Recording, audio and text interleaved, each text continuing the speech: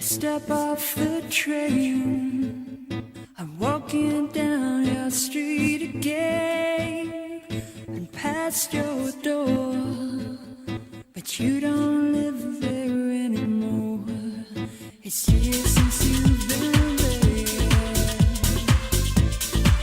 and now you disappeared somewhere. I got a space, you found some better place, and I miss you. Like the deserts miss the rain, and I miss you. Oh, like the deserts miss the rain. And could you be there? You always were 2 steps ahead of everyone. Walk behind while you would run. I look up at your house, and I can almost hear you shout down to me where I always used to be, and I miss you. Like the deserts miss the rain, and I miss you. Like the deserts miss the rain. Back on the train, that's why did I come again? Can I confess, I've been hanging around your old address. Years have proved too often nothing since you. You're long gone, but I can't move on, and I miss you. Like the deserts miss the rain, and I miss you. Like the deserts miss the rain, I step off the train, I'm walking down your street again, past your door. I guess you don't live there anymore. It's years since you've been there, and now you've disappeared somewhere.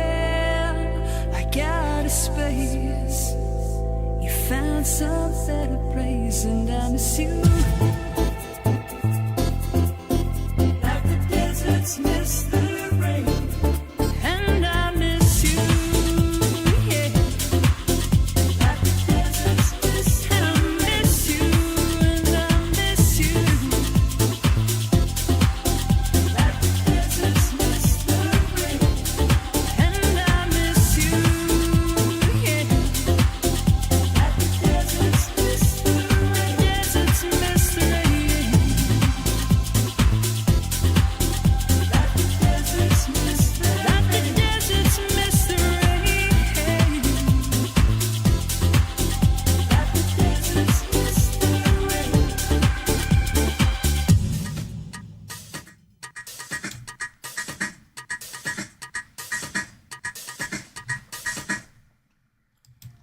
Hello, everybody. Welcome to this Sunday night edition of the Wise Up Show. And I'm laughing because I was reading the chat as the song was playing. And boy, we got some impatient listeners here. Where's Ralph? I was here. I open up the show every Sunday now with a song, with the Wise Up Show weekly song pick. So That's a new thing that I'm doing. So I'm here, and I'm reading the chat as the song's playing. But it's I don't know if it's a good thing if you're impatient or if it's a bad thing. But anyway, happy Mother's Day to all the ladies out there who are moms on this beautiful Sunday evening. It was a beautiful day today, May 14th, 2023. And as the old saying goes, a man works from sun to sun, but a woman's work is never done, and that is so true. All the wonderful moms that are out there, and some of the dads too that are moms. You know, there's dads that are out there that are moms too. So I hope you guys all had a great day. For you ladies out there who have children, and I have something for you too. I don't know if I put this. Oh, here it is. This is for all you moms out there. Here you go.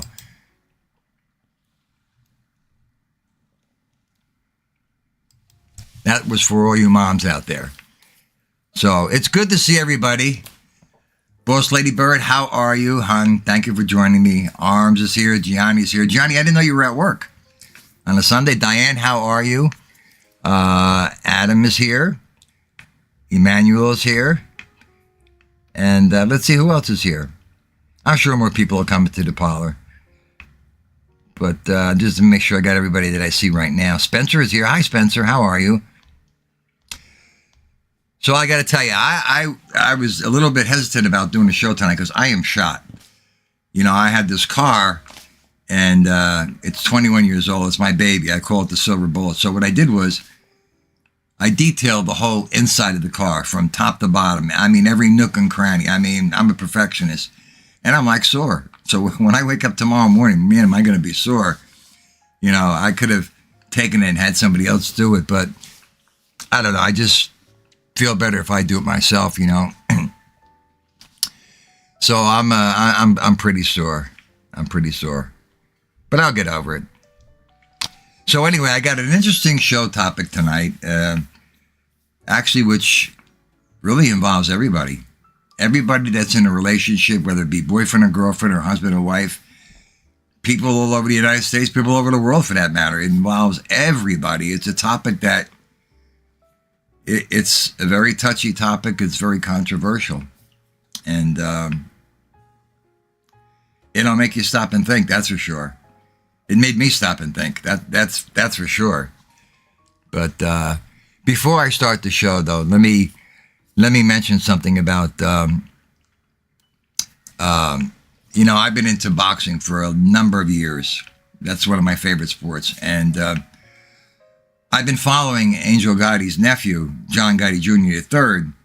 And, you know, he was an MMA fighter. And I've been watching all his promos that have been on Angel's show. As a matter of fact, I asked Angel's permission if I could, you know, put one of his promos on my show, because I didn't just want to take it and not put it on without asking her. And she, of course, she gave me her blessings. But I got to tell you something. Even though this is an exhibition fight, I mean, this kid really looks good. I mean, like I said before, his stance, his punch, he's powerful. I mean, the way he moves, this kid, if he stays in this sport, he's definitely going to go places. Definitely. So, with Angel's permission, I'm going to show you the promo, and the fight is on pay-per-view. I believe it's June 11th on pay-per-view. Watch this kid. There's a kid named John Gotti III. It's John Gotti, the gangster's grandson. He's an MMA fighter, and he's good. He's fucking people up.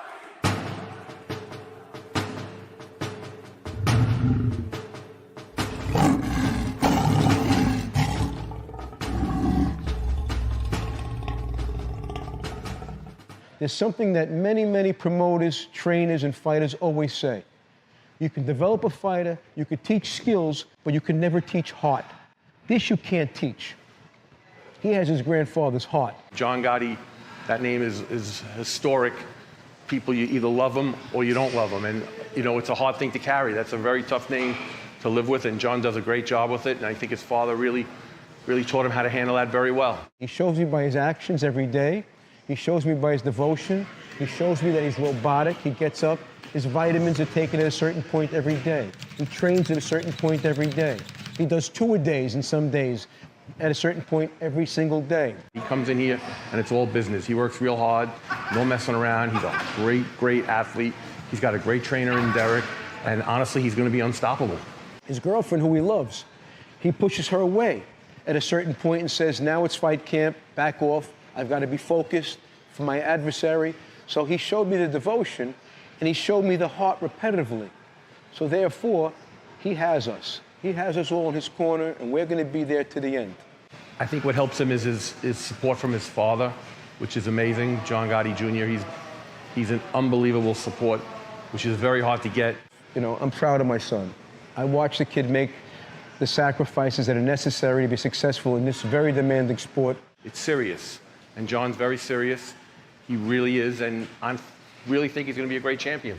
Be careful. Watch out. My name is Derek Panza, former ISK World Heavyweight Kickboxing Champion. I am John Gotti's striking coach and head coach. John has huge potential. He's done great. His hands are fast. He hits like a sledgehammer. And there it is, another knockout. His fists are like rocket launchers. Nice, huge combination. It's speed, it's power, it's ferocity. He punches and kicks with bad intention. Politely, Satrowski certainly a little soft to the body, but that shot sends it. John goes out there to hurt people. It's not even about winning and losing. He goes out there to hurt people, and the end result is victory. Big right hand there by Gotti. Down he goes again, and that's going to do it. Honestly, what I've seen from him is he has the eye of the tiger. I've never seen anybody train as hard as he does. I mean, I'm a professional bodybuilder, and we have to train hard. Seeing the dedication that he puts in, the hours, the commitment, it's like none other. I mean, this guy, sky's the limit for him. We almost laugh about it. We watch him fight. In the corner, we'll turn to each other, and when he's out there being vicious, it's like a bloodthirsty vampire, we smile at each other and we're like, that's what I like. He goes out there to hurt people with bad intention, but with precision and technique, and that's the difference. Those attributes, precision, technique, focus, endurance, drive, but a bloodthirsty attitude is what makes a champion, and he has all those things. But John is like a caged animal right now, and he's ready to come out and punish whoever they put in front of him. We had a little bit of a conversation about how somebody is better than everybody that you fought before in exhibitions. What's your answer to that, champ? Gotti, I love his confidence, every fighter. But it doesn't matter, whatever you're doing, whenever you're competing at the highest level or whatever level, you have to believe in yourself. And what's so great about him is he believes in his skills, he believes in his talent. And he built his own name, so the only thing you can do is respect that. The fact that I'm in this position to stand across the ring from Floyd is a tremendous honor, but make no mistake, June 11th, I'm bringing bad intentions to that man, and I don't care if an exhibition or not, you signed to fight me, it's no quarter, so it's kill or be killed. Well, he's supposed to have a game plan, He's supposed to believe in his skills, believe in his talent. He wouldn't be up here if he didn't believe in his skills or he didn't believe in his talent. So I'm just happy that he's carrying on the last name, but he's doing it the way that he wants to do it. So, my hat is off to him and his team and his family. I want him to continue to grow within the sport, whether it's MMA, whether it's boxing, whether it's karate, whether it's judo. I want him to continue just to work hard, believe in his skills, continue to push, because anything is possible. This is a real fight. I established my own identity in mixed martial arts, and now I'm boxing. I'm not here to play. I'm all business, and I'm ready to fight. That's it.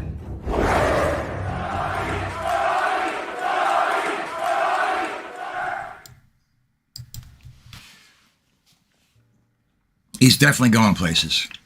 If he stays in this sport, he's definitely going somewhere. He is a good boxer. Oh, Patty, hi. Yes, fur babies do count, Patty, so you're a mother. I'm a mother. Yes, I'm a mother. I've been called mother many times. So, I'm a mother too. So I want to thank Angel Gotti for giving me permission to air that on my show. Angel, if you're watching the show or listening, thank you.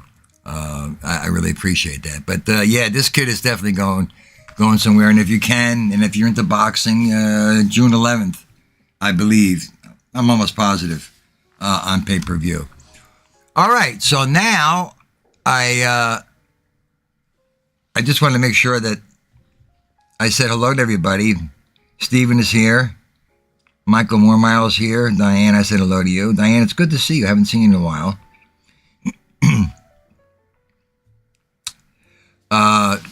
Boss lady, if you're still watching, I hope everything's okay. You know what I'm talking about. I won't go into it, but I hope you're doing well and everything's okay and everything's straightened out. And that's all I'm going to say. I said hello to Spencer. Okay, I think I covered everybody. And whoever comes in later on, I'll say hello to him.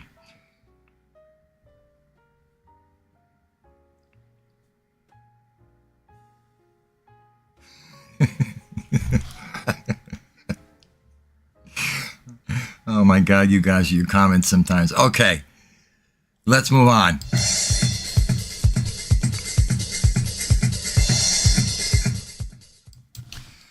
All right, so can you ever forgive your partner for cheating? A tough question. Something to think about. Now, I did some interviews on the street this week. However, a lot of people did not want to be shown. And the answer to all of them, right off the bat, was no. Without them even thinking, the immediate answer was no. It's a tough question, and it's something to think about. I mean, you know, like I said, it involves a boyfriend or girlfriend or a husband or wife or anybody that's in a relationship. I mean, it's a very tough thing to go through, to deal with. It happens every day. It's a part of life, unfortunately. And a lot of people are going to have different reactions to that question. You know, and I think the first reaction, and I'm speculating. I don't know for sure, but the first reaction seems to be no. Out of the people that I talked to, like I said, the very first reaction was no. Without even any thought. And I want you to listen to this specialist, this doctor, who tells you what to do if it happens to you. And then after that's over, I'll give you my opinion, and you can voice your opinion and your comments as well.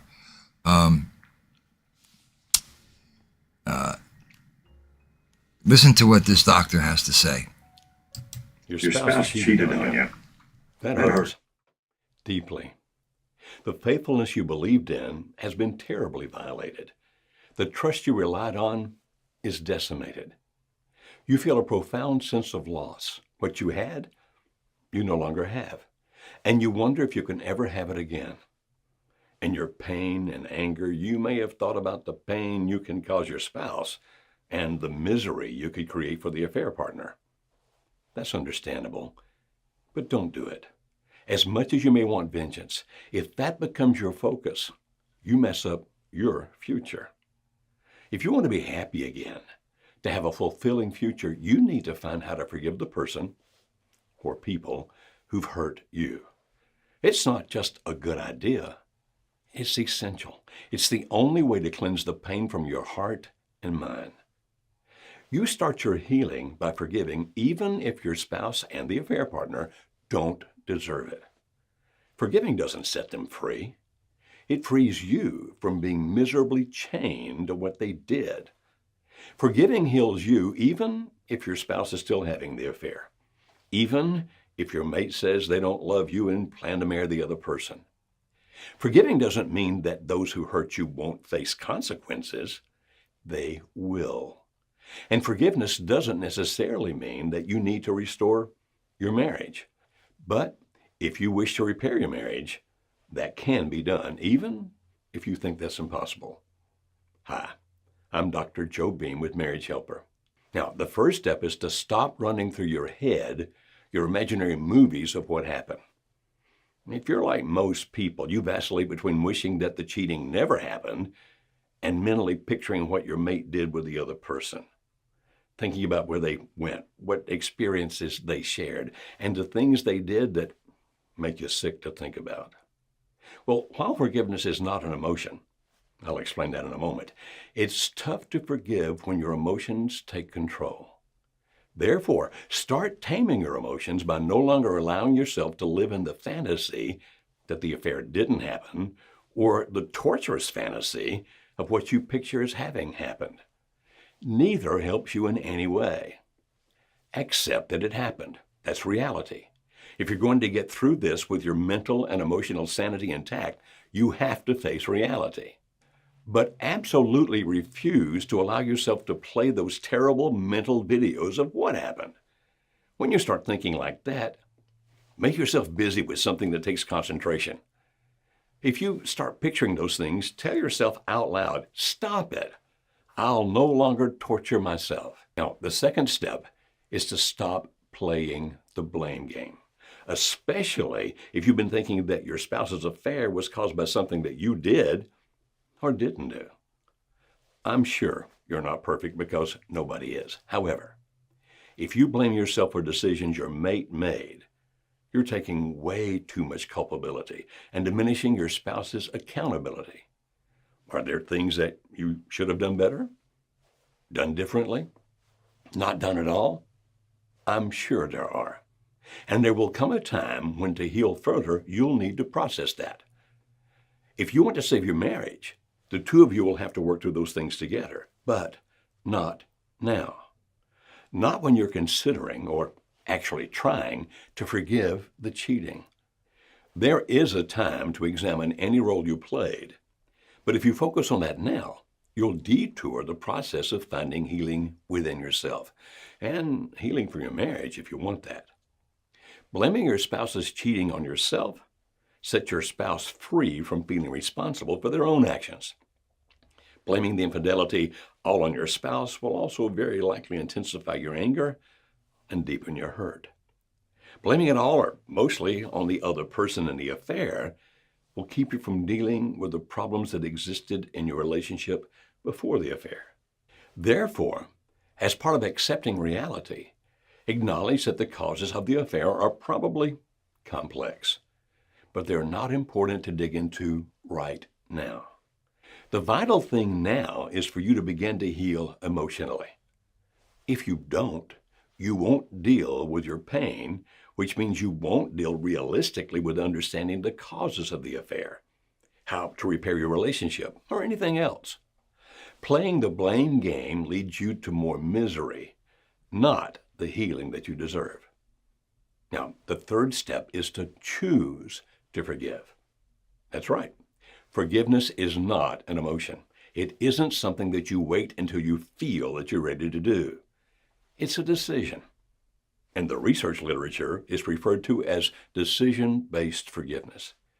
You choose to forgive by doing two things, whether you feel you're ready to do them or not. Now, the first is choosing to see that the person who hurt you is a flawed human rather than some evil, hateful, self-centered devil. Why? Because if you perceive them as being horrible, you can justify anything you do to them. Ruin their reputations, mistreat them, turn others against them. But if you do those type things, you lose. You become a person you don't want to be. Choosing to see them as flawed allows you to reframe how you think about them. Rather than the monsters of your nightmares, they're people who did a bad thing. A person, a human being, just like all the rest of us. Flawed, and sometimes very selfish, but still a human who messed up. You see, it's hard to forgive a monster, but we can forgive people who are flawed.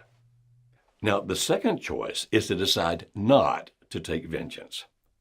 Punishing the other person changes you in ways that you'll regret. You've been hurt. You know what it does to a person. Do you really want to be the person that causes hurt? If you're thinking, yeah, I want them to hurt like I hurt, I understand. Yet the problem with payback is that it does not give you what you want. It doesn't work because you can never be sure that they hurt as badly as you hurt. Besides, if you focus on punishing those that hurt you, you've tied yourself to your hurt rather than freeing yourself from it. You won't heal. You'll stay in this angry, unhappy state for a long time. You deserve better, and they aren't worth that. Free yourself by choosing to forgive.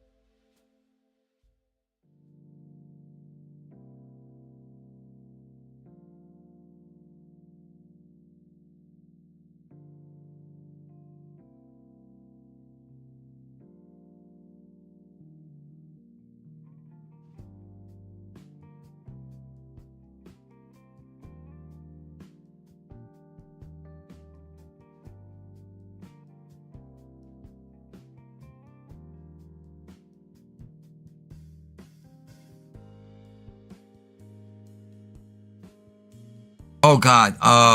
The microphone. Okay, the microphone wasn't on. Okay, so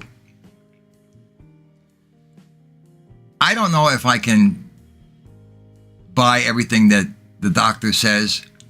Some things I agree with. Some things I don't agree with. You have to ask yourself an important question. But you have to go through all these emotions first, because the emotions that you're going to feel first, you have to get past them and then ask this important question. The emotions are, you're going to be hurt. Very hurtful. You may even have a broken heart. And let me tell you something. I don't know if any of you ever had a broken heart, but I have, and it is not a good thing. I wouldn't wish it on my worst enemy. There's going to be trust issues. Will you be able to trust this individual again? There's going to be betrayal. There's going to be definitely anger. How could you do this to us? How could you do this to me? So you have to get through all those emotions and more emotions. And the question you have to ask yourself is, depending on how long you've been in this relationship and how much you really love this person, if in fact you really do love this person, is, do you want to stay with this person? Do you want to make it work? Can you forgive this person? Because it's going to take a lot of hard work to patch things up together again, and the relationship may not even be the way it was before. You can forgive somebody, but you will not forget. That will always be in the back of your mind, and that will come up periodically. And how are you going to feel when that comes up periodically? Because it will come up in your mind every so often. So you have to ask yourself, is it worth, because it's a lot of work, to make a relationship get to the point to where it was, possibly, or somewhere where it was. Are you willing to put in the time? Are you willing to sit down and talk about it? Why did this person stray to begin with? Was it because you were together for so long? And again, this pertains to both boyfriend and girlfriend and husband and wife. Did somebody pay attention to you, gave you attention, and it was something new, something exciting because you've been with your partner a long time, and things got boring, and this is a new thing? Is that why you stray? There's many reasons why you stray, But think of the devastation that it does to the relationship if in fact you had a good relationship,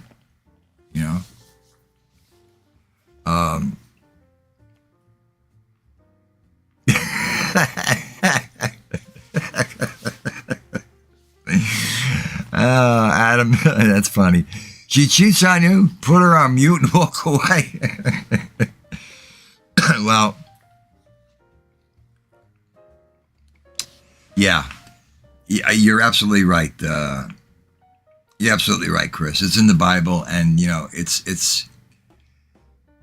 Listen, let me tell you something, guys.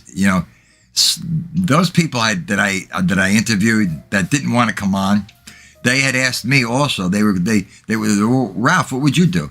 I honestly don't know. I honestly don't know what I would do. Listen, I've had a broken heart before. I'm not ashamed to admit it. It is not. I don't even want to go through that again. I don't want to go through that again. It's very painful. Like I said, I wouldn't wish that on my worst enemy. And I was older when I got it. I don't know. I don't think age makes a difference. I mean, anybody having a broken heart at any age, I guess, would be, it's a tough thing. But I don't want to go through that again. I don't know how I would react. I guess the first question, like anybody else would ask, was why? Why did you cheat on me? What was missing in our relationship? Didn't I make you happy? Didn't I fulfill you sexually? I mean, I don't know. I really can't. I definitely would feel all those emotions that I mentioned, the hurtfulness, I don't know about the heartbreak, but, the betrayal, the trust. Can you trust this person again? That will always be in the back of your mind. Can you trust this person if they're out? You know, they did it once, will they do it again? They say that once a cheater, always a cheater. I don't know if that's true. They also say that a cheater is a liar and a stealer. That's what they say. I don't know if that's true. But they say once a cheater, always a cheater. And I don't know if that's true. But can you trust this person again? You know, that will always be in the back of your mind. Definitely. I know it would be in the back of my mind. Right?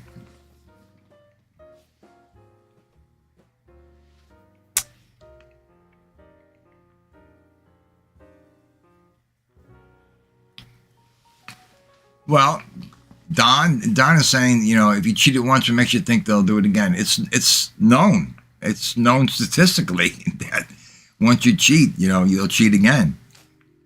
Not everyone. Not everyone. There are some people that do that and some people that don't, you know.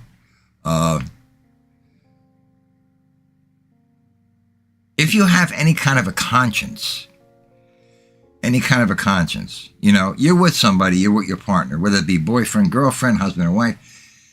If your partner is, and I said this before, if they are a good partner, if you communicate well with your partner, if you have a good sexual relationship with your partner, if you talk things out with your partner, if you are compassionate, understanding, sympathetic,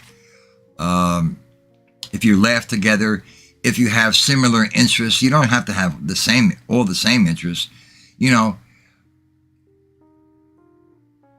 why would you do that? I always say this, the grass is not greener on the other side. There's crabgrass on the other side. You're going to jeopardize a relationship. You're with a good person. You're going to jeopardize your relationship with somebody who has all those attributes for, excuse my language, a piece of ass, or to carry on another relationship. It's not worth it. You know, it's not worth it.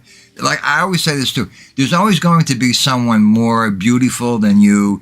There's going to be somebody more handsomer than me or you. And that's just a known fact, you know.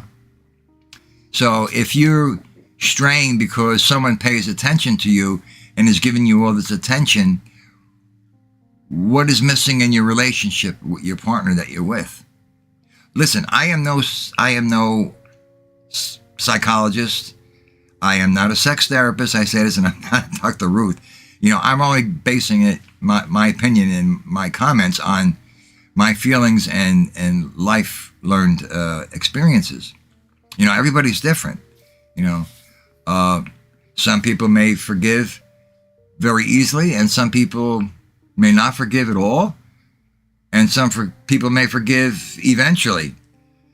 But there's a lot of hurt that's involved in there. Think about what you've done to your partner. You know, I mean, it's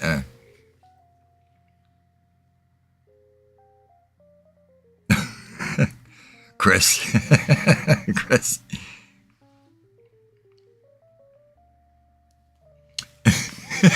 Patty. My background looks like the Ten Commandments. Oh, Patty, you never cease to amaze me. You come up with some zingers, boy, let me tell you.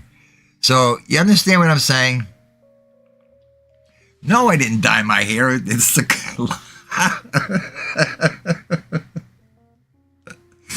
I didn't dye my hair. It's the lighting and the coloring, the tint. I didn't dye my hair. I'm lucky I have hair. Patty, anything else you'd like to know? Oh, my God.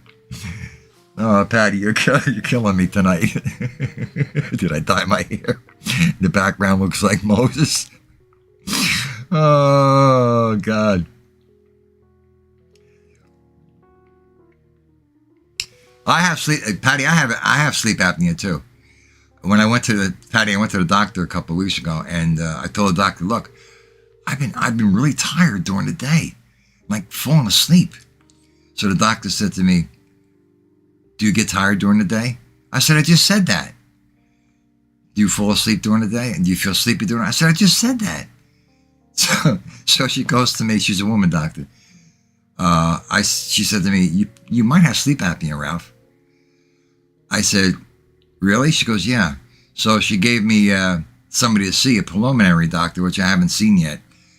But I do wake up really tired. You know, when I wake up, I don't feel refreshed when I wake up. You know? And then I get tired during the day, like really sleepy. She goes, do you feel lethargic? And I said, yeah. She goes, most likely you sound like you have sleep apnea. Now, that may be possible. So they have this new thing where you can, you know, you don't have to go into the place that you go to anymore and sleep overnight. They give you some kind of device that, you know, they hook up and you hook it up and, you know, you sleep at home, and then you bring it in and they look at the data. So I have to go see this doctor. But yeah, I've been, you know, I mean, yeah, I wake up tired, and it's pain in the ass. It really is. You know, so I probably do have sleep apnea, and you know, I was thinking about hooking up one of my video cameras and putting it right on my face when I'm sleeping, and letting the camera run to see what I do at night. You know what I'm saying? But the tape only goes for 2 hours. So what happens to the rest of the night when I'm sleeping? I might miss something, you know? I was thinking about doing that. It's not such a crazy idea, to be honest with you. But I probably do snore. And if you snore, that's most likely a sign of sleep apnea. And I have all these things that you can put up your nose and squeeze your nose and, you know, open up your nose. I don't even use them. So how do we get on that subject from cheating?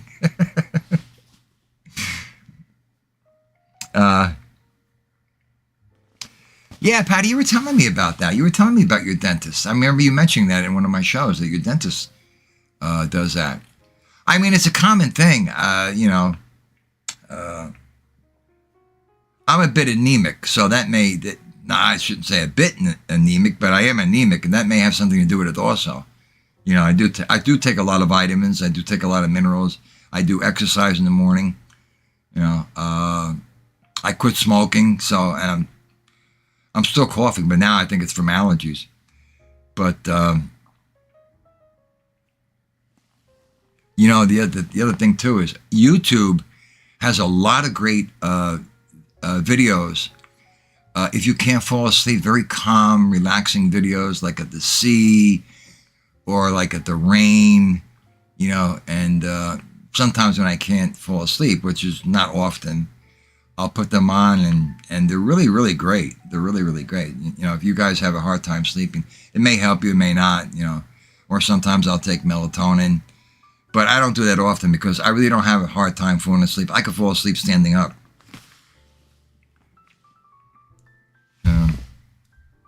Yeah, arms. I do take iron pills. You know, and I try to eat a lot of things that have a lot of iron in it, like spinach and, you know, things that have a lot of iron. But in fact, I have to have blood work done. So that, you know, that'll determine. I know my cholesterol is good. You know. But I'm just reading real quick what you guys are saying, because I really got off the subject, but that's okay. I mean, you know, it's so. I mean, you know, it's something for you. I'm not so sure it's something for you to really think about, because it's not a pleasant thought to think about. I hope it never happens to any of you. It's a tough thing to deal with. It's a very, very hurtful thing to deal with. You know, and, you know, I got to say that, you know, if women are cheated on, you know, women are different than men. Of course, women are going to be crying a lot. And, you know, not to say that men won't cry, but, you know, you don't want to see a woman cry either, you know. Women are angels from God, and God gets pissed off when you make a woman cry. He gets mad. Let me tell you.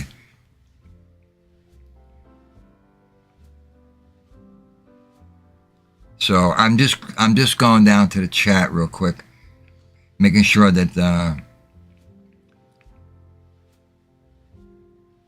What do you mean I'm doing the show alone, Patty? I don't know what you mean by that.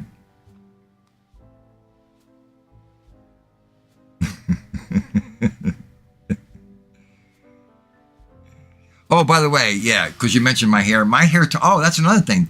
Maybe because my hair turns blonde in the summer from the sun. It gets really blonde. I don't know why all my life. In the summertime, it turns blonde. Because, since I'm a kid. So that may have something to do with it too, because I've been out in the sun a lot and it has been hot. So now my hair is starting to change color. But it does get blonde. I get very blonde in the summer. You'll see. And the lighting has something to do with it too.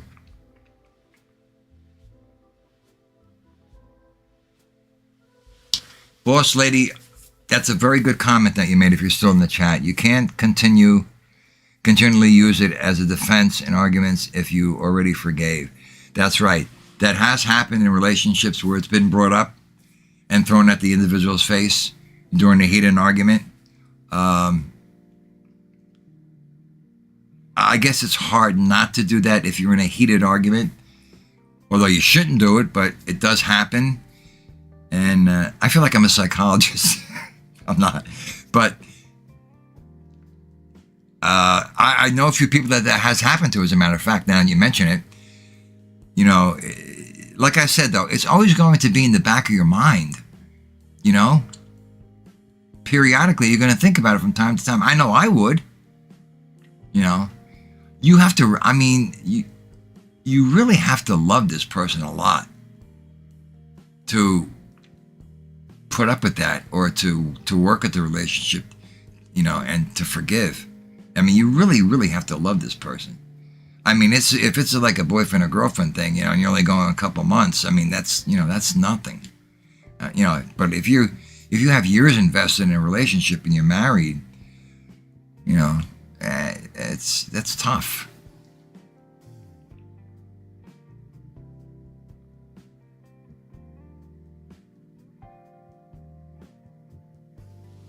You got some good points, Lady Bird. You got some good points here, some good comments. If your love is unconditional, you gotta forgive and both do better. That's very true. That's true. Unconditional love. Like I said, you really, really have to love this person and want to be with this person. Because love is very strong. You know that. Love is very strong. And,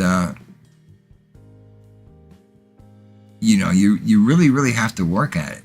And like I said, I hope this never happens to any of you. And I hope I don't know if it has happened to you in the past, but if it has, I'm sorry to hear that. And I know that you probably went through some difficult times, but I hope it never happens to you. I wouldn't wish this. Listen, believe me, like I said, I wouldn't wish a broken heart on my worst enemy. It's tough. It's tough. And I think the older you get, it's even rougher. That's what I think. I don't know, but.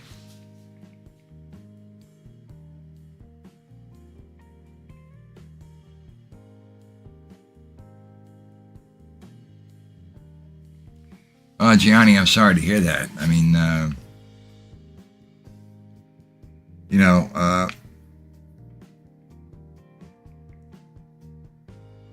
I got to tell you something real quick. I'm going to let you into my personal life real fast.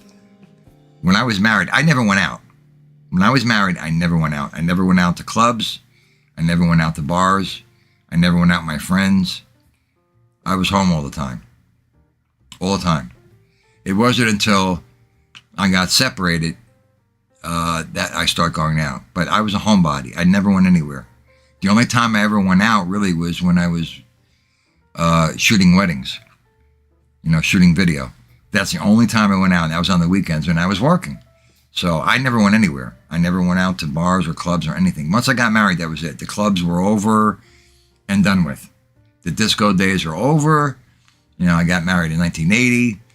The disco phase, it was phasing out, and that was it. I was a homebody.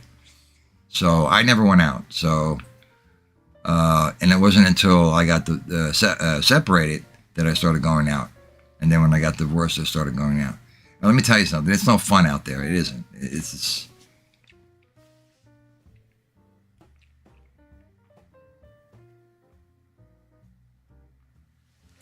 well, I remember I had my first heart broken when I was 16. I really, yeah, I was, young love and everything, and she broke up with me, and but I would have to say 16 years old probably was my first broken heart. But you know what? At that age, you get over it real fast. It's totally different when you get older, totally different.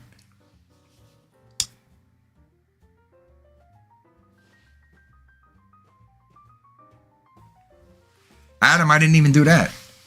You know something? It's funny because one thing I will never do again, ever, well, I don't know if I had the opportunity, but when I met my girlfriend, I dropped all my friends. I made her my life. I dropped all my friends, something I should have never done. And because I wanted to be with her all the time, and we were together all the time. And, and then I got married. And, I didn't go out. Like I said, I didn't go out. I didn't go anywhere. That's the truth. I didn't go anywhere. I didn't, like I said, I didn't go to bars or clubs or any of that stuff, and all the guys that, that were my friends were all doing that because a lot of them were still single. But it wasn't until much later on, that I started to go out. And I tell you, it's a pain in the ass. It really is. It's the same nonsense when you go out. The same nonsense. Who's screwing this one? Who's having an affair with that one? It's the people our age and the old school people and older people, they're worse than the kids. They're worse than the kids.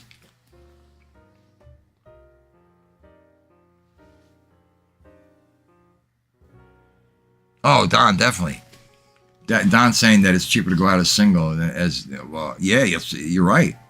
I mean, to take a girl out today, to have dinner, to go to a nice place and have dinner and have a couple drinks, it's going to cost you probably roughly around $150 to $200. Depending on what you order. If you go to a nice place, so you need a part-time job just for that, unless you want to take her to White Castle or McDonald's.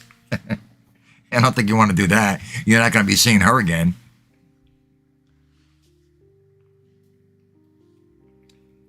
Emmanuel, how are you? I don't know if I said hello to you. Chris, I don't know if I said hello to you too. Hello, guys. I said hello to Don. But some very interesting comments here.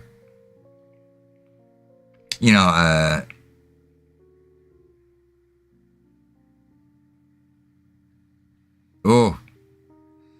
Yeah, well, you know something.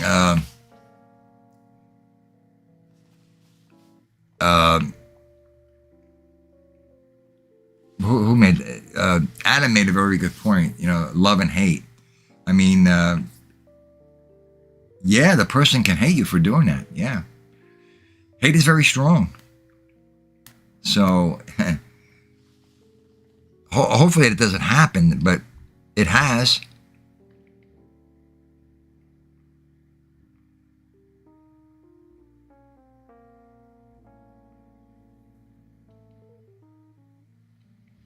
Oh,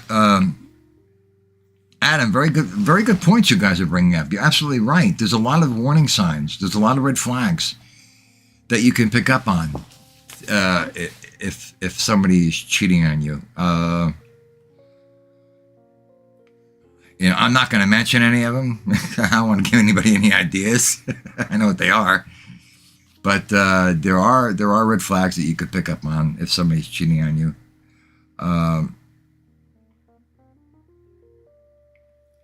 You really have to stop and think. You really have to stop. But most people don't do this. They don't stop and think and say, what happens if I get caught? How is this going to affect my partner? What's going to happen? They don't think. They don't think like that. You know, they go into it. You know, two things I always say: never fool around with another man's wife or another guy's girlfriend, and vice versa.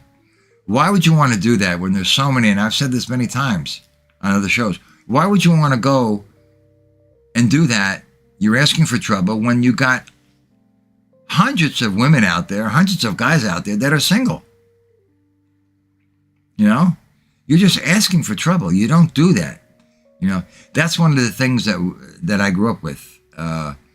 One of the codes of Newark on the street is that you never fool around with somebody's wife and you never fool around with somebody's girlfriend. And the other thing too is, if you had friends back in the day and they had sisters, you don't date their sisters.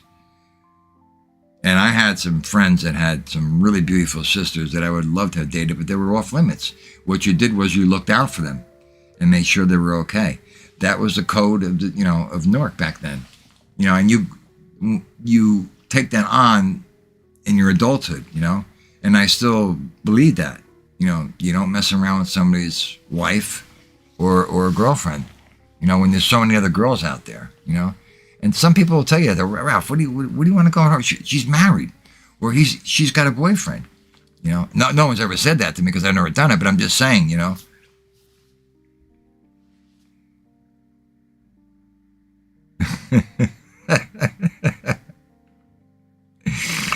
Well, Don, I'm old school too, and I pay the bill. You know, when I go out, that's just something that I grew up with. You know, the girl never pays. You know, it's just something that's embedded in me. You know what I'm saying? It's nice that the girl offers to pay, but I never make her pay. You know? Here, Ralph, let me pay for half of this. Let me pay. No. It's on me. It's on me. Come on, please. No. I'm taking you out. You know, that's what I have to go through. It shows that the girl is considerate, and it's a nice gesture. If the girl doesn't do that, well, that's not too cool. You know what I'm saying? You look for things like that. Is the girl, you know, considerate? And she is. She's being considerate, even though you're not going to take the money from her. You know, I've never let a girl ever pay. Well, no, I take that back. I'm lying. Once or twice. Half, not for the whole thing, you know. I've had girls, a few friends took me out to dinner and treated me, which was nice, you know. I didn't want them to do that, but they insisted. So what was I going to do? I went, you know. But normally, no, I wouldn't. I would not let a woman pay. You know, I'm, you know, with me, chivalry is not dead. You know, I'm old school, so I still open the car door for the girl, you know, and close it, and open up the door for the girl, and take her coat off, I mean, if it's wintertime, and hang it up, and, you know, pull a chair out, or, you know, that's just things that I've been doing for years that my dad taught me, you know, and never to mistreat women or treat them like a piece of meat, you know. And like I said before, never make a woman cry, man. God gets pissed off. They're his angels. Don't ever do that.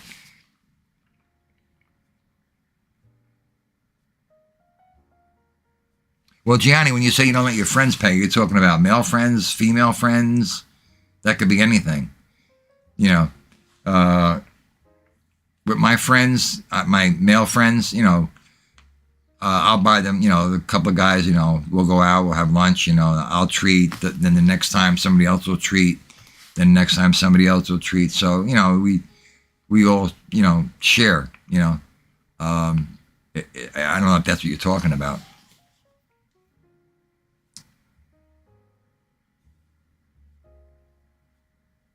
Yeah, arms, that's nice. Yeah, it does make you feel good, arms. It makes you feel good when you pay for your friends. You know, I know it makes me feel good. I got it. You know, I got the bill. I got it.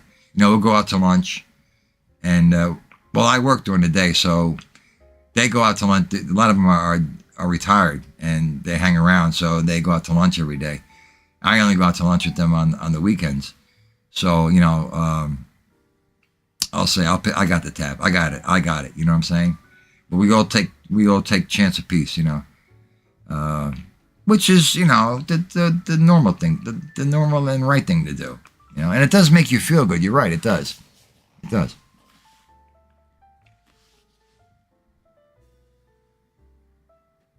Okay. Patty. The hell with the kids. Yeah, good idea, Patty. You don't pay for the kids. Get a separate check, you're right. The hell with the kids. Oh my God. Ay, ay, ay.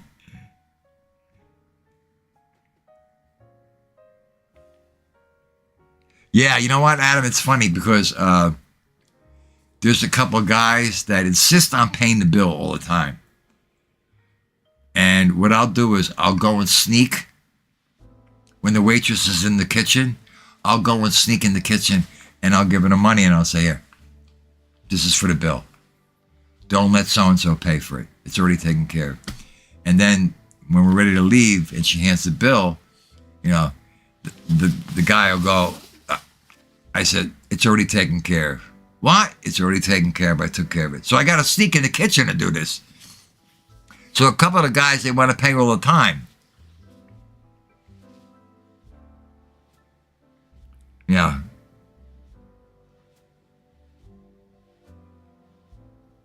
And then again too, there's one or two guys that don't go for salt, that don't go for spit. They never reach their hand in their pocket. I'll tell you a quick story. I had a guy. I needed some T-shirts, right? Colored T-shirts. He knew the place in Newark where to go to. So he says to me, he knew I needed these T-shirts and he knew the place. He goes, I'll tell you what, I'll take you down there if you buy me lunch. Never goes in his pocket for anything. We go out to eat. Never once. He'll have everybody pay for him, but he'll never go in his pocket and pay for anybody else. So, there are some people like that, and that's not right, Yeah, there's a name for that, but I don't want to say it, Yeah, it's best to dine alone.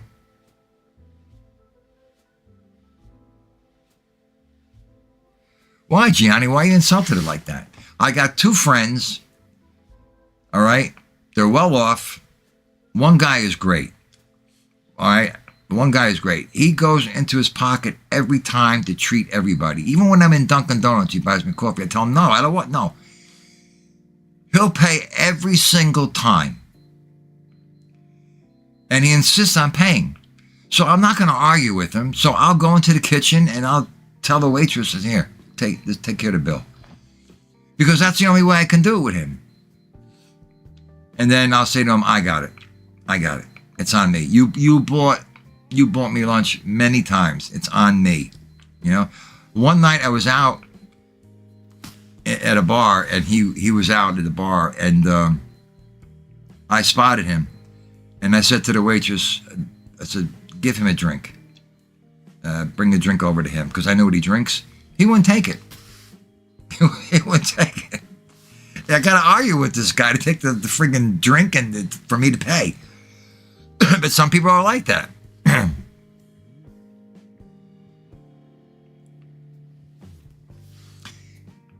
So, Emmanuel, you like to dine with a nice Donna. Okay? How about a nice Maria? Maria's good too. Donna's all right. Maria's good too. I'll dine with anybody that's, it doesn't matter what their name is. Oh, Gianni. Gianni, that's true. I'm every time. How about when the bill comes, I got to go to the bathroom. Wait a minute. Here's a good one. You're out with a bunch of people, right? Now it's all on one check. This one's getting this. This one's getting that. This one's getting this, right? The time comes to pay for the bill, right? Now everybody's divvying up their money. And then some jerk is going to say, now, and you decide, let's say the bill comes to $100. I don't know, a couple $100. And you got to put in $50 each. Well, I didn't have $50 worth. Mine wasn't $50. I hate that. Mine didn't cost $50. I only had this. It only cost $20. I hate when people do that. I'm sure that's happened to you, or at least some of you. That just bugs me. So, order $50 worth of stuff then. What can I tell you? It's your problem that you only ordered $20 worth of stuff. Oh, okay. I got it, Emmanuel. Okay. I didn't know that. I didn't know that. Donna means a woman in Italian. I didn't know that. I should know that. I'm Italian.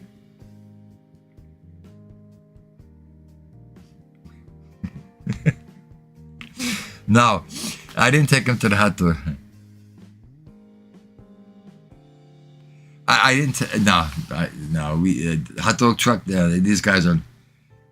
They don't go down to North to eat hot dogs. A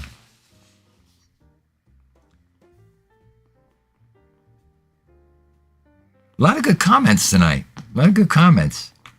A lot of good. Hey, Crazy Purple, how are you? Thanks for stopping in. Been a long time since I saw you, but I appreciate you coming in. I hope you're doing well. I don't know if you're a mom or not, but if you are, happy Mother's Day to you.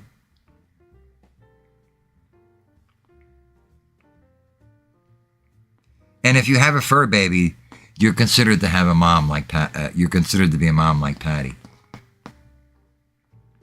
So yeah, there's many different.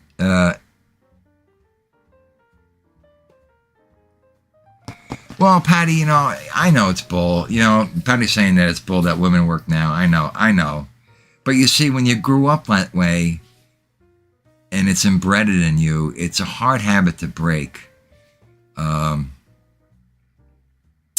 It just comes natural. It's just a natural thing, a natural reflex, a natural thing. And I always say that if you're taking somebody out to dinner, and if it's a woman, of course, well, I shouldn't say of course. I mean, it could be a man too. But if you're taking a lady out to dinner,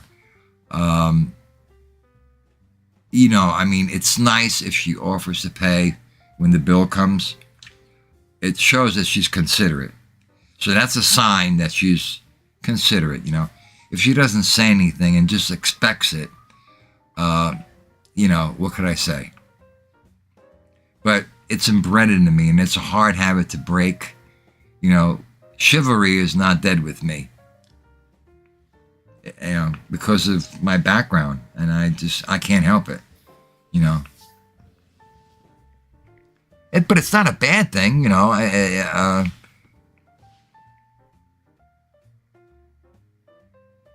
Well, I tell you, when you go out to eat, you guys know this, the drinking is very expensive. Now, I'm not a drinker.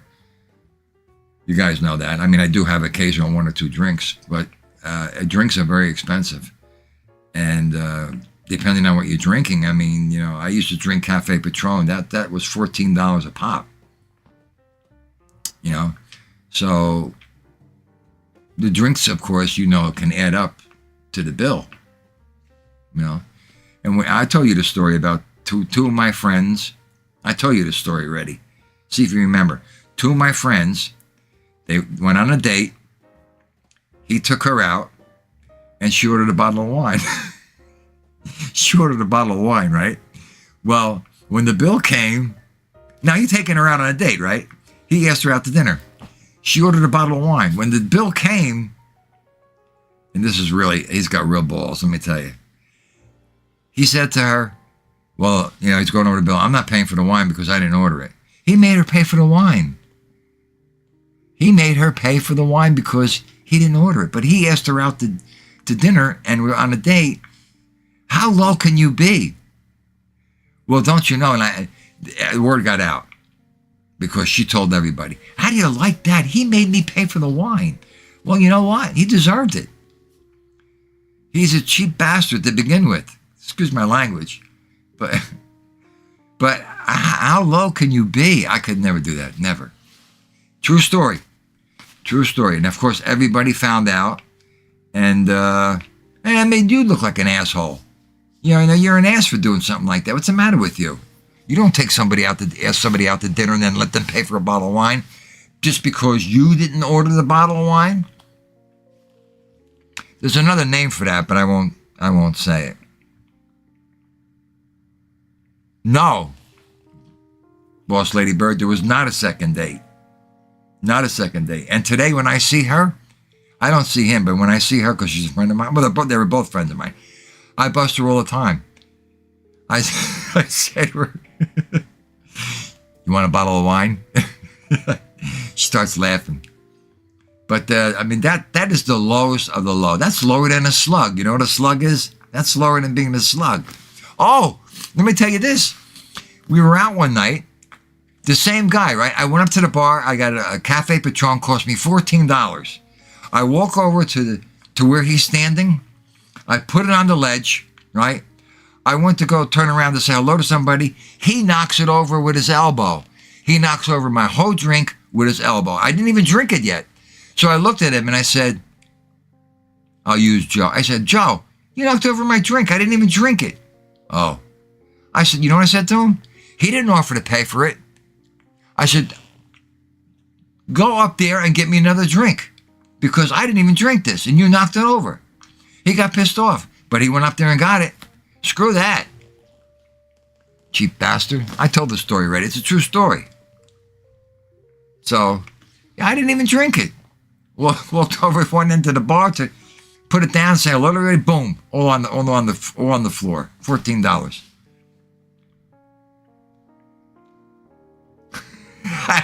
Boss Lady Bird, no. He wasn't getting any dessert, that's for sure. He wasn't getting much of anything. Yeah, when word got out, man, it didn't make him look very good at all. And this guy's got money. This guy's got money. You know? So, I mean, everybody's different. I mean, what can I tell you? I don't like people that are cheap. I just, you got to reciprocate once in a while. You know what I'm saying? But like this guy that took me down to get these T-shirts, I had to buy him lunch, but he never goes in his pocket for anybody else. He'll go out to lunch with us, but and then after a while, the guys don't even ask him anymore because they know that he doesn't go for spit. You can't be like that.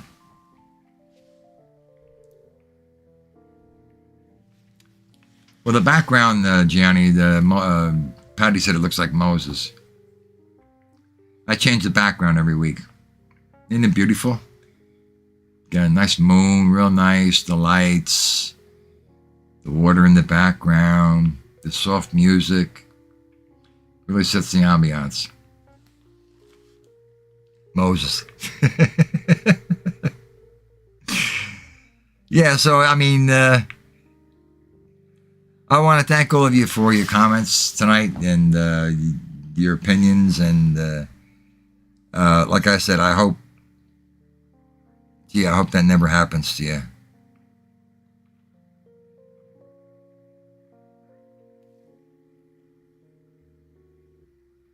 Adam, what are you referring to? Are you referring to, what's the movie where, with Chaz Palminteri? What's the name of that movie where where he tells her she's got to reach over for the car and open up the car door? Bronx Tale? Is it a Bronx Tale? I've had some people do that. Not many, though. Not many. Maybe one or two girls. Yeah, it was a Bronx Tale, I think.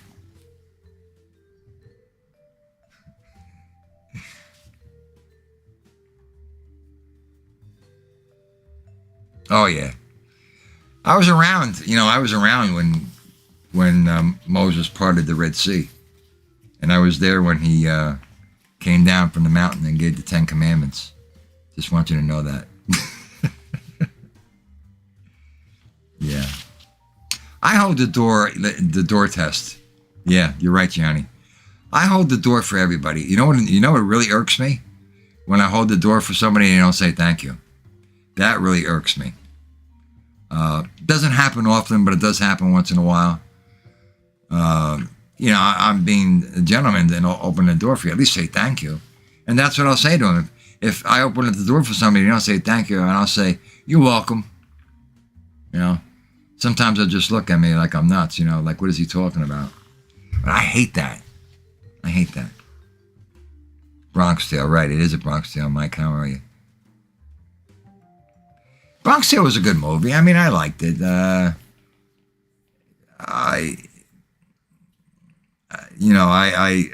don't particularly care for Chaz with all the things that's been going on. But I thought it was a good movie. I thought it was a good movie. Everybody has different tastes.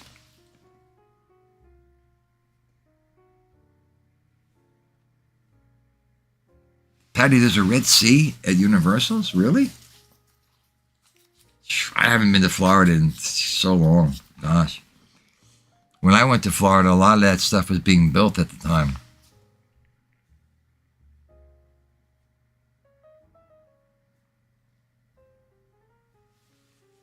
What do you mean, Adam? You never know what's going to be on somebody's mind. They could be in deep thought at the moment. I missed something there, Adam.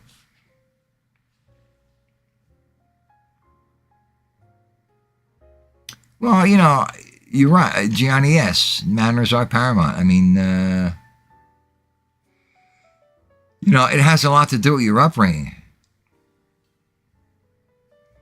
It has a lot to do with your upbringing. I mean, my parents, my dad always, instilled in me to be respectful toward women and, to never hit them.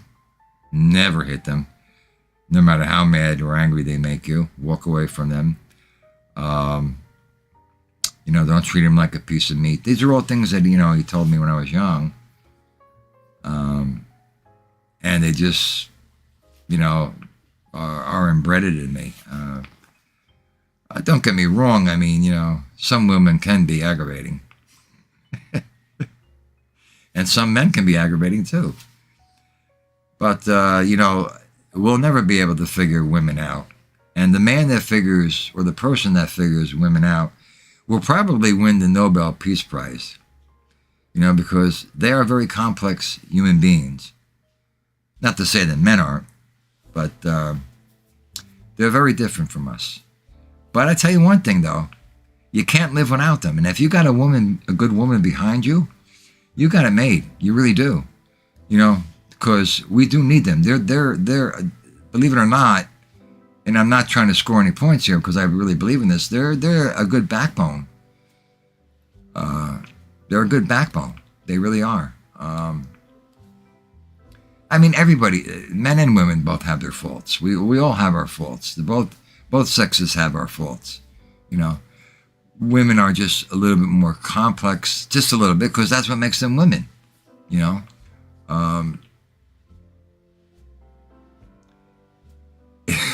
I'm thinking to myself, because I'm saying to myself, most of the time you can't win an argument with them.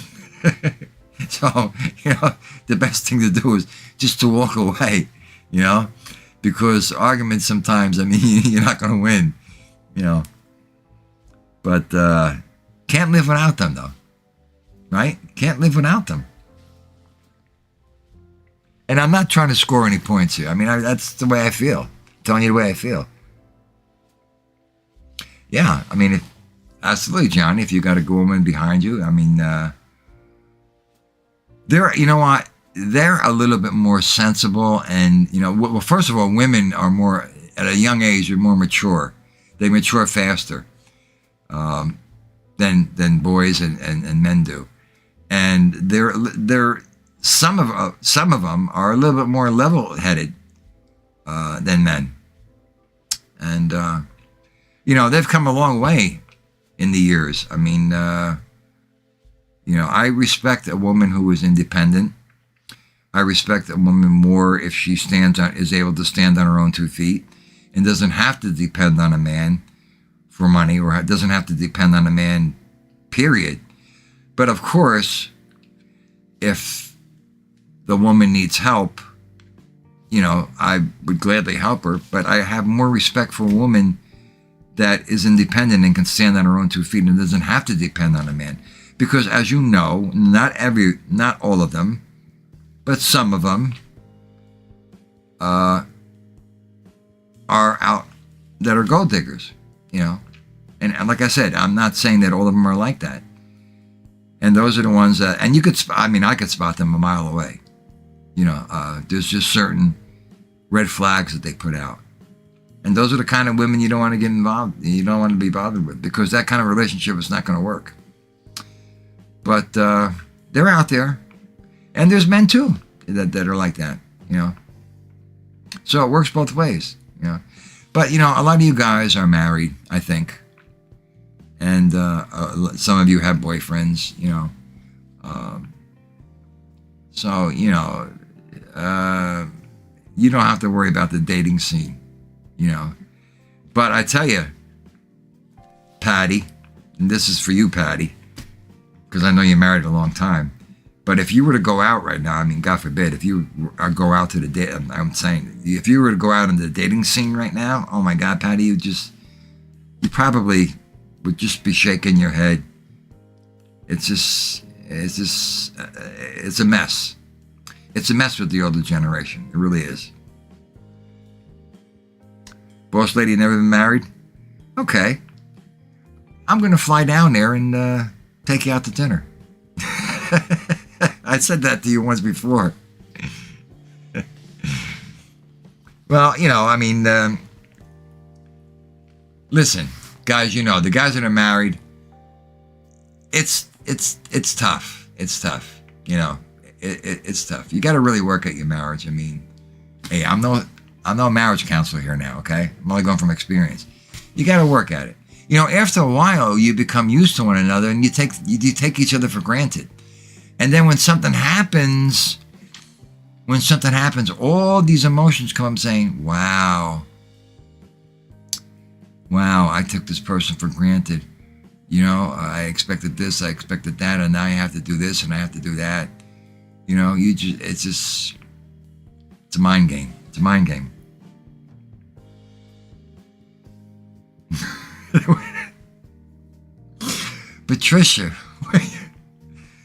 Patricia's quoting a line from The Honeymooners. But, oh yeah, birds are young. Yeah, birds pretty. All my women listeners are pretty. How did I get so lucky? Well, I shouldn't say most, all of my women listeners are pretty. I'm not going to start naming names, but yeah, Bird's pretty. Yeah, absolutely. Absolutely.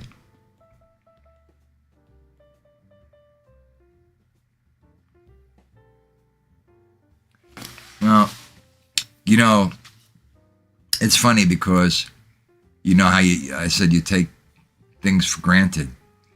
One night I was here and I had just gone out of work. It was late. I'll tell you a quick story. And I was cooking. It was like 9 o'clock at night. And I was dead tired. I worked all day. And I'm cooking.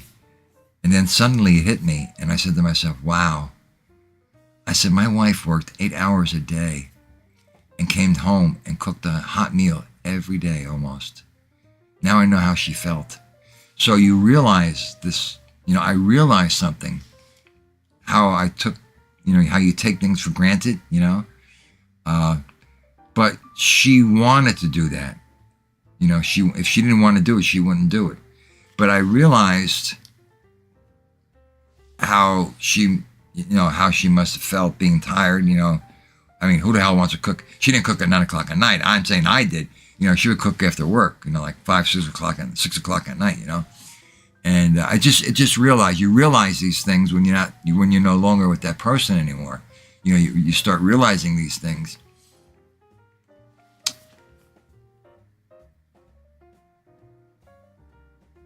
I missed that. Hold on a second. Okay. Why is Gianni laughing? I missed that. But all right, guys. Well, listen. This was. I thought it was a good show. Good topic. like I said, I hope this never happens to any of you. It's not a good situation to be in, but it happens every day. I mean, it's happened to a couple of my friends. Not many of them, but maybe one or two of them. It's funny because I'll be out at a club or something and I'll see a guy or so, hitting on this girl when I know he's got a girlfriend. You know what I'm saying? And what am I going to do? I'm not going to go back and tell his girlfriend.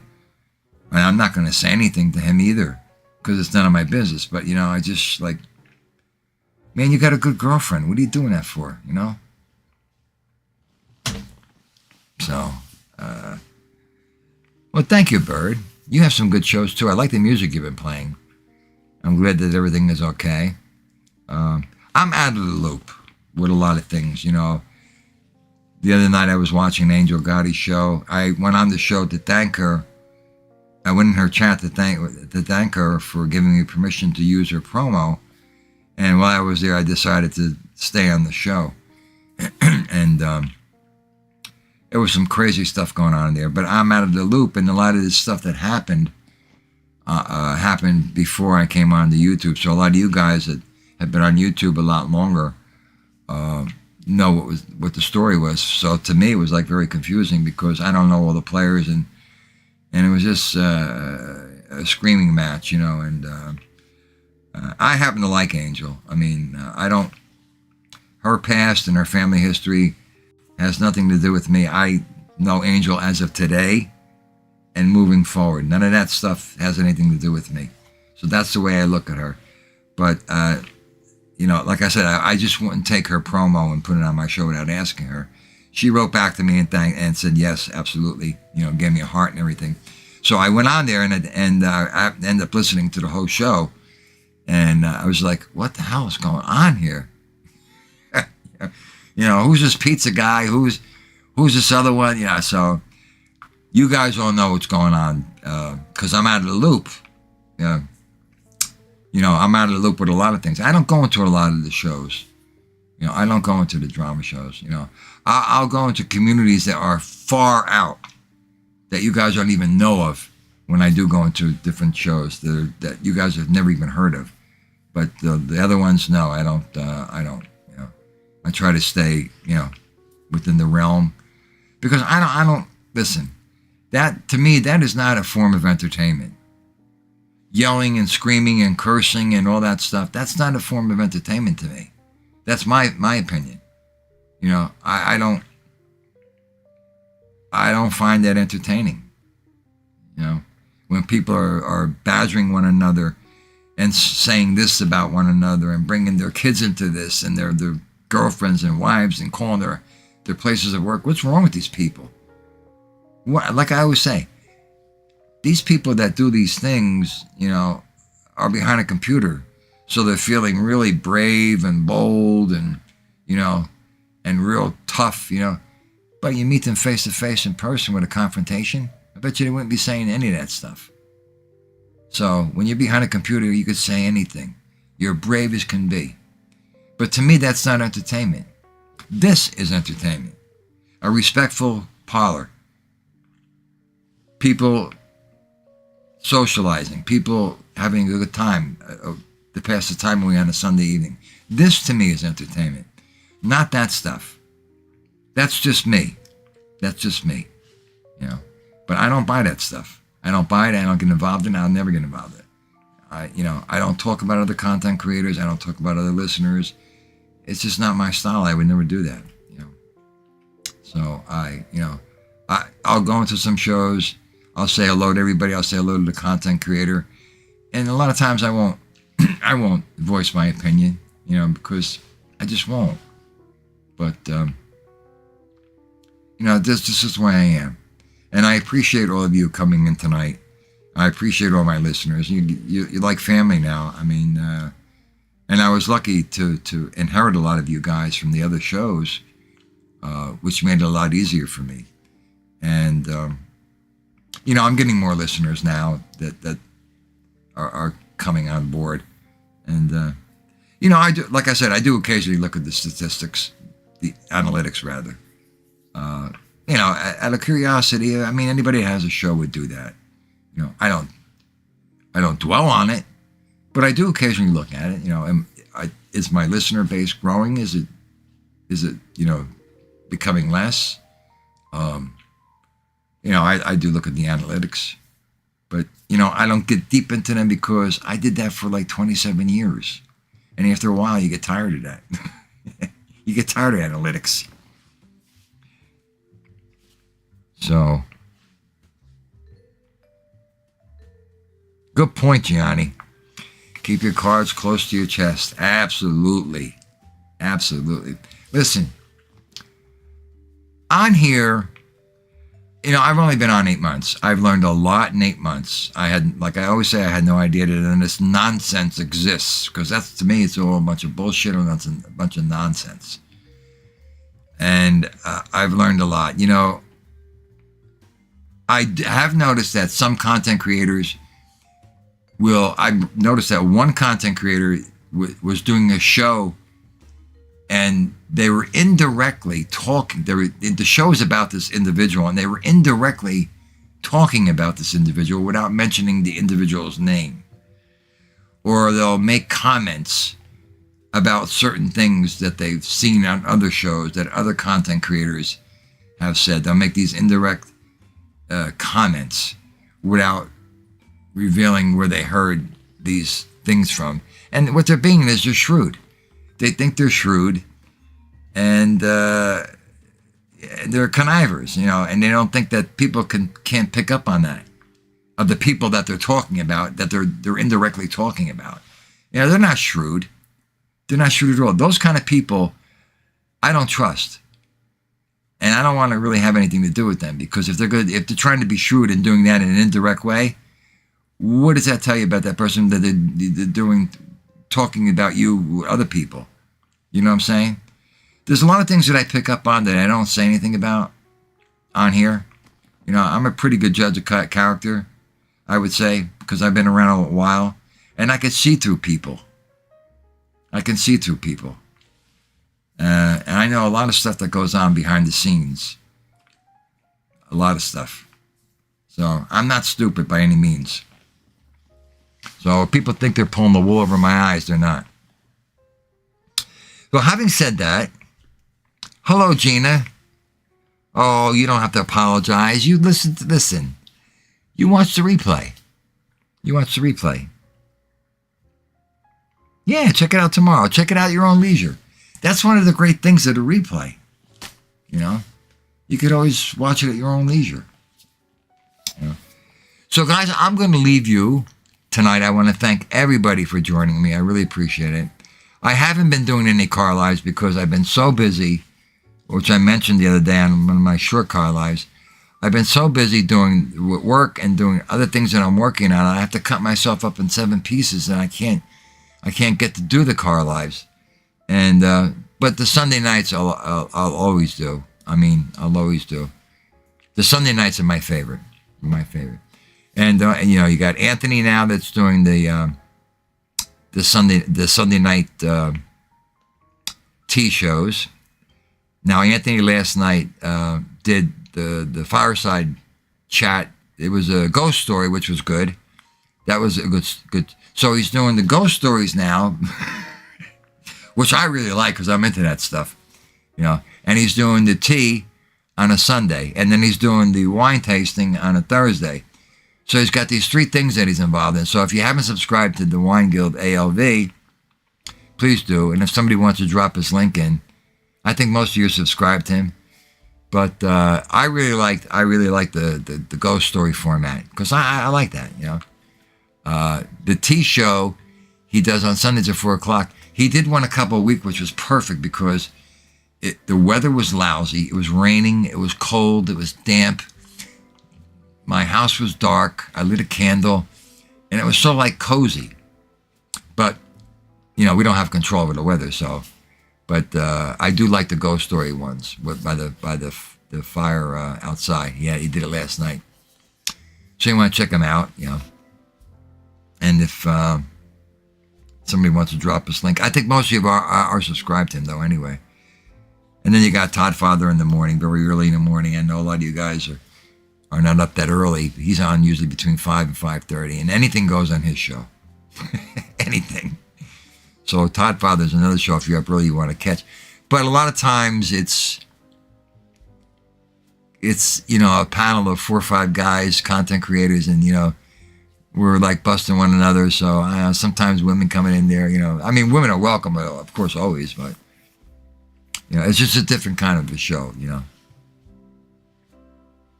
Yeah. Which one? Yeah, ALV is probably the sanest out of all of us. I mean, we're a little crazy. I mean, I can get really crazy, but I don't. But you've never seen me really get really crazy. He is the sanest probably out of all of us. He's the lawyer, the concierge of the guys. He is a nice guy, down to earth. You know, just level-headed. You know, he's a lawyer and he's a good guy. You know, he's got a good personality. You know, he does. You guys know that. You watch him. You know, but I like his shows. I like the ghost story shows, and I like the tea tasting. But I think out of all of them, I like the ghost story ones because I'm into that stuff. You know, so that intrigues me. So, guys, I'm going to end. I want to thank you all for joining me again. Thank you so much. I'm going to end this with a song that came out in 1975. It was a one-hit wonder. It was a big song back then in the disco era, and it was by Benny Troy, and he only made one hit. So, yes, he's a good family man, Patty. You're right. Absolutely. Yeah, the tea parties, the tea parties. Oh my God, that's funny. The Boston Tea Party. So I hope you guys all had a great Mother's Day today. And if you have a fur baby, yes, you're a mother. Thanks to all the moms out there. And thank you again for the 4th time, everybody, for joining me. Okay, guys, I hope you enjoyed the show. And I don't know if I'll see you during the week. I'll try to do a couple car lives. I can't promise, but I definitely will be with you next Sunday. And I already got the topic for next Sunday already. So enjoy yourself for the rest of the evening and enjoy the week. And I'll see you soon. And I'm going to end this with a song from Benny Troy, I Want to Give You Tomorrow.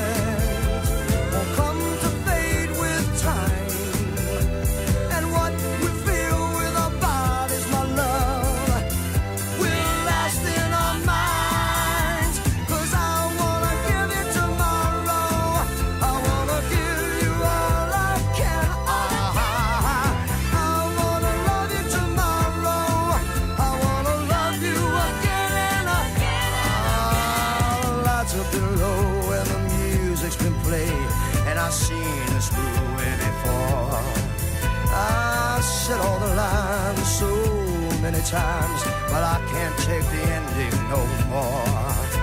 I hope this precious moment